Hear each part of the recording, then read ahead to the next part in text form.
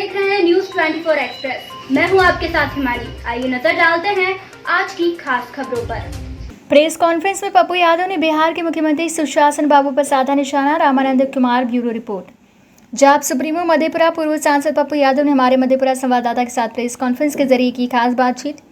जाप सुप्रीमो पप्पू यादव ने माननीय बिहार के मुख्यमंत्री नीतीश कुमार पर निशाना साधते हुए कहा कि काम नहीं कर सकते तो इस्तीफा दो। देखिए पूरी रिपोर्ट और उन्होंने क्या कहा। ट्रेन की लड़ाई लड़ी तो अरविंद केजरीवाल ने 15% रुपया दिया।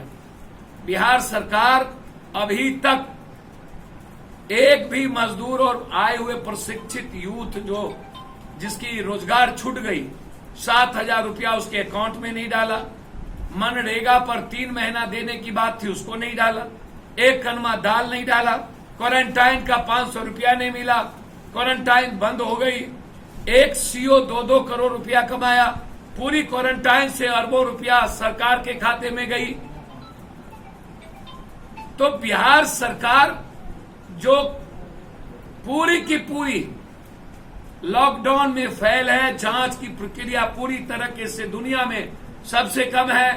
अगस्त महामारी में बिहार नंबर 1 होगा, जून जुलाई और अगस्त। और बिहार सरकार जांच के मामले में बिल्कुल फेल कर चुकी है।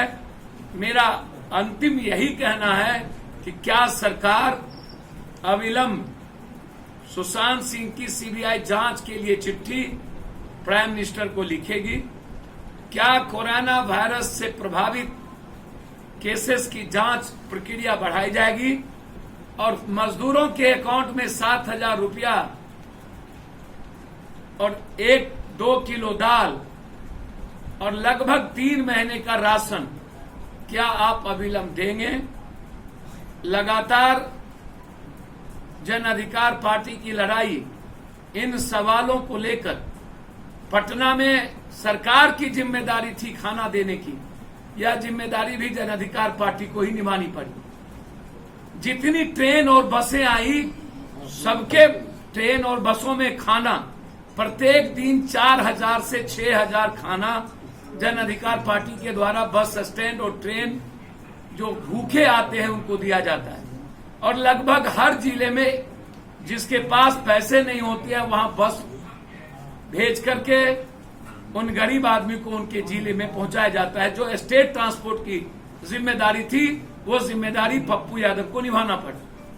तो इसीलिए सरकार कंप्लीट रूप से जब पटना की राजधानी दूसरी बार नर्क बना दिया और 2 किलोमीटर में मुख्यमंत्री और ½ किलोमीटर से भी कम में डिप्टी सीएम रहने के बाद यदि इस बार पटना डूबती है तो इस पदाधिकारी और सरकार को भागने का रास्ता नहीं मिलेगा और उन्हें रिजाइन करना पड़ेगा। कुछ पूछना तो पूछ लीजिए, 2 मिनट।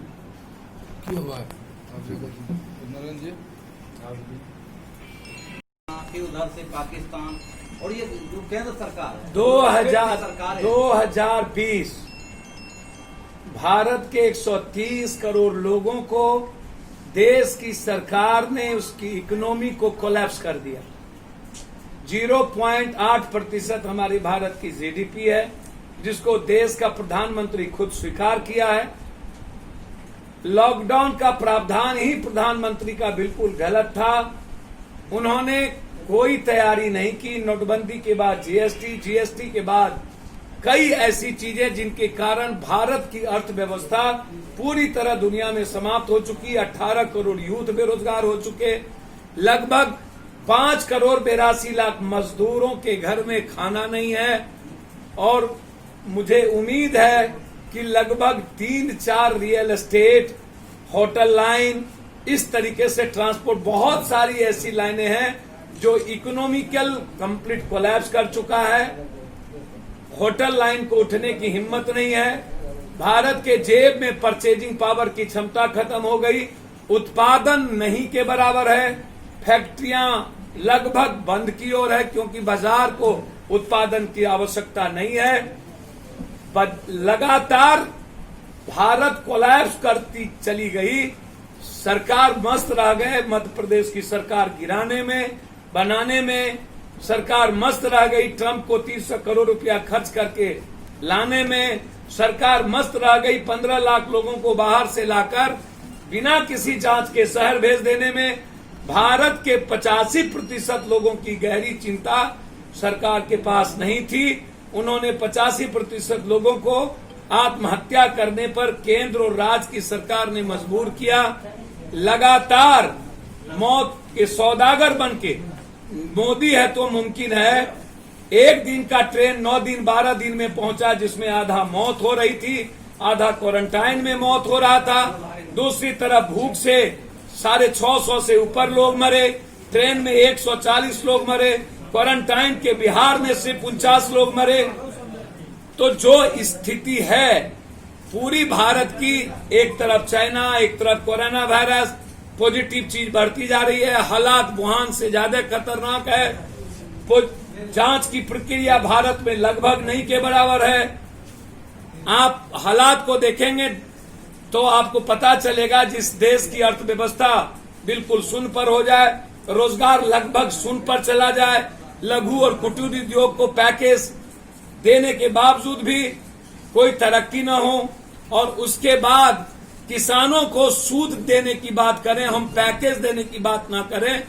मजदूरों के अकाउंट में अर्थशास्त्रियों ने लगभग 7,000 रुपया देने की बात कही, लेकिन 1 रुपया नहीं डाला गया। एजुकेशन कोलैप्स कर गया।